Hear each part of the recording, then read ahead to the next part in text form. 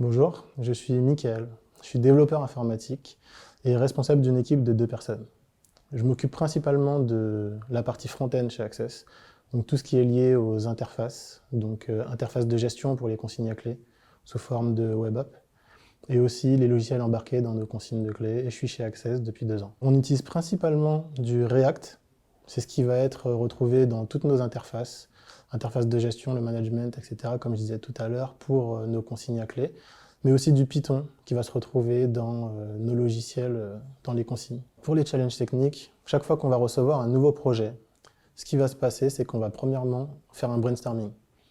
On va aussi récupérer toutes les informations, en tout cas un maximum d'informations, en se mettant en contact avec le pôle marketing et le pôle commercial, qui eux ont pu avoir le client et connaissent exactement quels seront ses besoins. Au travers de ces besoins, ensuite, nous devons savoir comment les répercuter de manière technique, en termes de développement.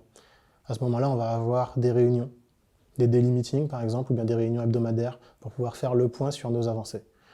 On va pouvoir définir un planning et définir des tâches.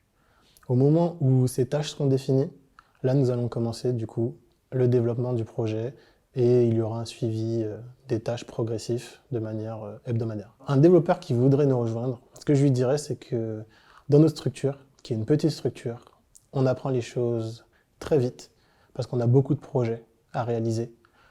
Ce qui fera la différence, c'est que de notre petit nombre, on va toucher à beaucoup de métiers, chacun. Donc on va apprendre au final tout ce qui se trouve autour de notre métier de développeur, en plus du métier de développeur. Ce qui veut dire qu'un développeur curieux pourra apprendre énormément de choses.